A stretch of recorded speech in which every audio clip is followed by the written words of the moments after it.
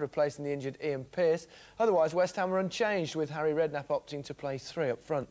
Just one change as well for Charlton. Steve Brown came in for South African international Mark Fish, who damaged his groin in Saturday's win over Everton. Your commentator at Upton Park was Steve Wilson.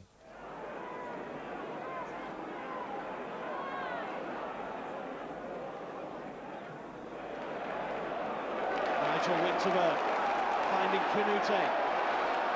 Canio is getting forward. Kanoute may not need any help. Well, it's play on. What a good strike by Lampard. There was a foul on Kanoute, but that's good refereeing by Steve Dunn. Steve Brown it was who fouled Frederick Kanoute. Song has made a forward run inside the penalty area. That's Svensson. Pearce again. No offside flag here. Kanoute and Canio, and it's come off Rufus. West Ham in front. Powell Canio peels away to take the acclaim of the home supporters. Not one of the most beautiful goals that Powell Canio will ever claim, but I think he will claim that one. Richard Rufus probably won't want it. There's a pretty clear push on Svensson. And after a spell of West Ham pressure, Charlton will be glad of a free kick so close to the West Ham penalty area. What's Jensen's delivery like? It's not bad. It had Shaka Hislop coming for it. Brown, Kinsella, and Hislop had recovered his proper place just in time.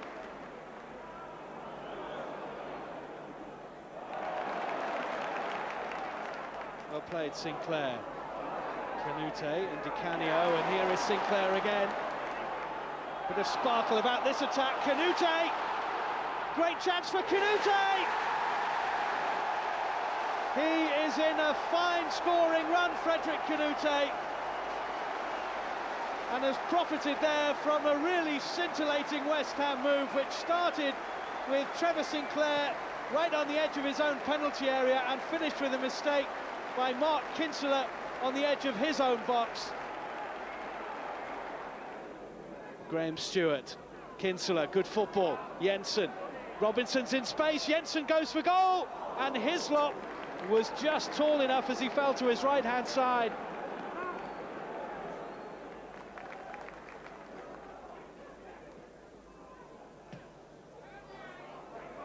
Rufus across and took the safest option, which was to find touch. Lampard, deep cross. Canio is back there. Graham Stuart missed the leap.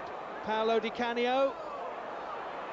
It's a very tight corner, but it's a good cross, and it's Lampard, and it's 3. Right at the end of the first half.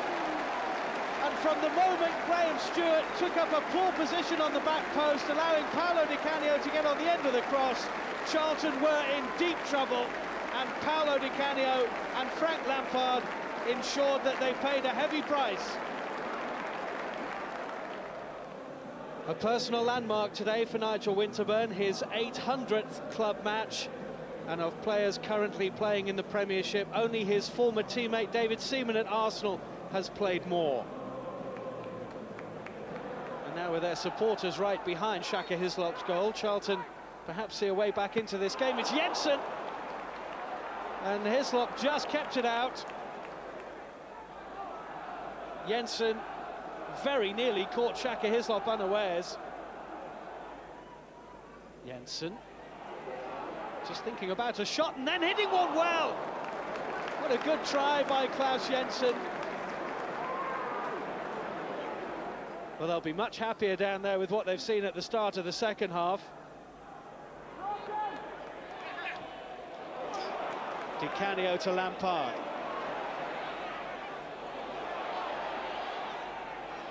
Did well there, Klaus Jensen.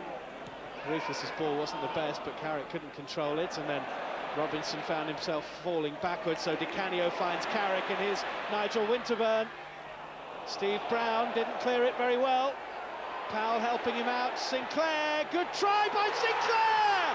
Oh, what a tremendous strike by Trevor Sinclair, who had a quite exceptional first half for West Ham and has scored a quite tremendous goal in the second. 4-0 to West Ham. Mark Kinsella for Charlton. Pringle on, Stuart there, Song across for West Ham. Needs some support, Graham Stuart. Song isn't going to make the angle any easier. Stuart does well, Parker. Look at the work rate of Steve Lomas for West Ham. And now Lampard likewise on Jensen, forcing Charlton towards the halfway line. Jensen finds Rufus, and then he's under pressure from Canio. Well, a lesson in work rate from West Ham to win that ball back, and then Carrick for Kanoute. This could be a fifth. It's Frederick Kanoute, and that's a wonderful West Ham goal.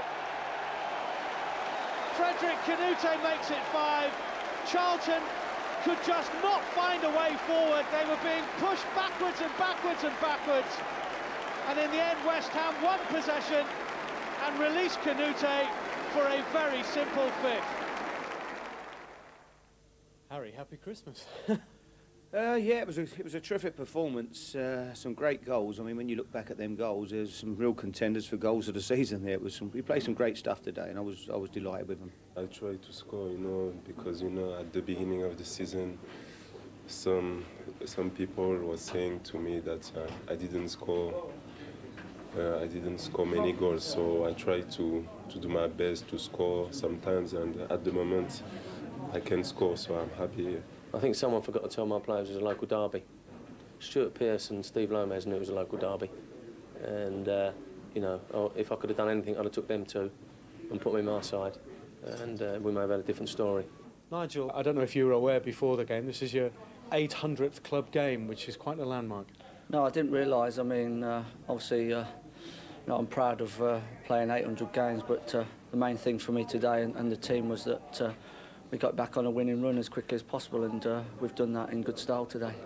And what do you think of this English tradition of playing so many matches over the Christmas period? Yeah, it's the first time I play during Christmas, but it's okay, I don't care, it's not a problem. Not when you score 2 goals, is it? Yeah, so it's a good Christmas for me.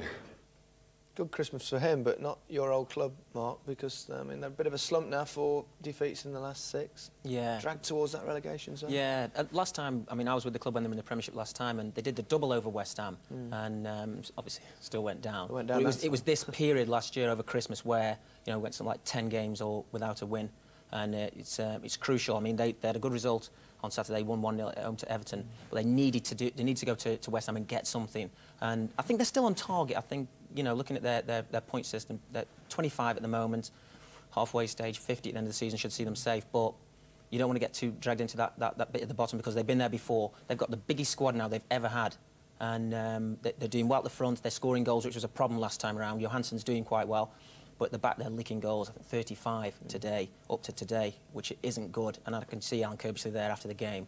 He's poker-faced, he was not happy, because I spoke to him before the game, and he felt he could get something from the game. OK. Mark, looking at West Ham, they're firing again, and Kanoute looks a little bit sharp. Remember we saw him a couple of months ago against Leeds, didn't he? And he absolutely destroyed them. Pacey, obviously good control and superb touch. He started to score the goals as well, but I think also the way he loses his markers, Gary, as well. And the great thing now is that Canio, we know Canio likes to play either side and drift out wide, so they've got somebody central in Kanoute. He stays in there, Canio does his tricks, and at the moment West Ham look irresistible going forward. Yeah, funny, since Rio Ferdinand's gone as well. Yeah, it's strange how it happens. Yeah, I mean, we know what a good player Rio Ferdinand is, but, Ian Pearce has come back as well. Ian Pearce, I tell you what, doesn't half really defend well for West Ham.